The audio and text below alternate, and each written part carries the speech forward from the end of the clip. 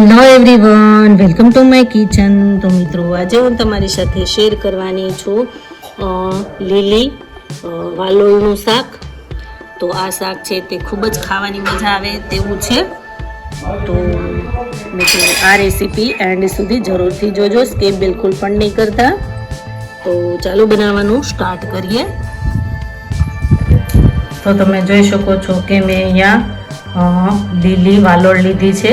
નાની એવી આવે તે શિયાળામાં ખાવાની ખૂબ જ મજા આવે તેવી છે. તો હવે તેને આપણે ફોલી લેશું અને અંદરથી જે દાણા આવે તે લઈ લેશું, અને જે પણ આવી કૂણી હોય તો તે પણ આપણે આખી નાખી દઈશું, બે સાઈડથી ખરાબ ભાગ કાઢીને. તો તમે જોઈ શકો છો કે મેં વાલોળને ફોલી લીધી છે અને દાણા પણ અંદરથી કાઢી લીધા છે. અને આવી જે કૂણી વાલોળ છે તેને મેં રાખી છે. અને એક ટામેટું લીધું છે. વાલોળમાં આપણે પાણી એડ કરી અને સારી રીતના આ રીતના વોશ કરી લેવું.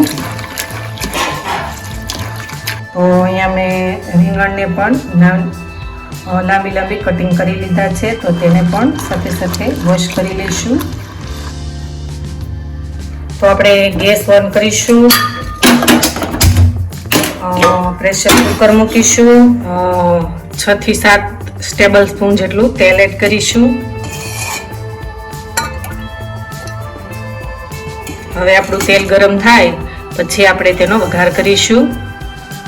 તો હવે આપણું થોડુંક એવું તેલ આવી ગયું છે, તો તેમાં 1 ટેબલ સ્પૂન રાઈ, 1 ટેબલ સ્પૂન જીરું, 1 ટેબલ સ્પૂન હિંગ, સ્પૂન હળદર એડ કરીશું. રીંગણ એડ કરીશું. ટામેટું મેં ઝીણું ઝીણું કટિંગ કરી લીધું છે તે એડ કરીશું. વાલોળ એડ કરી દઈશું.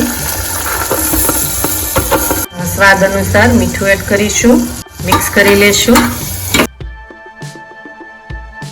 5 મિનિટ જેટલું આપણે ઉપર થોડીક વાર ઢાંકણ મૂકી દઈશું, જેથી કરીને આપણું શાક છે તે ખૂબ જ સરસ બફાઈ જાય.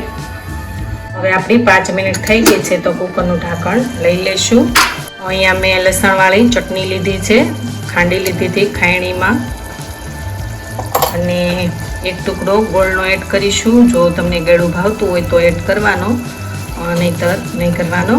1 ટેબલ સ્પૂન ધાણા જીરું પાવડર એડ કરી દઈશું, અને અડધો ગ્લાસ જેટલું આપણે પાણી એડ કરીશું. મિક્સ કરી લેશું.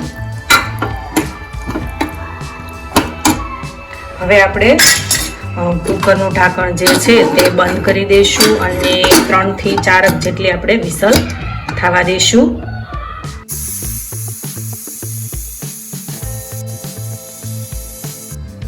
તો તમે જોઈ શકો છો કે આપણું જે શાક છે તે એકદમ સરસ બનીને થઈ ગયું છે રેડી. તો તેને હવે આપણે એક બાઉલમાં લઈ લઈશું.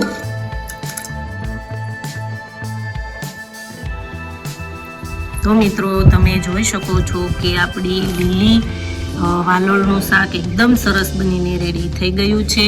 તો આ શાક ખાવાની ખૂબ જ મજા આવશે, રોટલા સાથે તો ખૂબ જ મજા આવશે ખાવાની. તો મિત્રો, મારી ચેનલમાં હજી સુધી નવા હોય તો મારી ચેનલને લાઈક કરજો, શેર કરજો, સબસ્ક્રાઈબ કરજો, અને મારા આવા જ નવા વિડીયોને જોવા માટે બેલ આઇકોન બટનને પ્રેસ કરજો, જેથી કરીને તમને મારા નવા વિડીયોની નોટિફિકેશન સૌથી પહેલા મળે. Thank you for watching.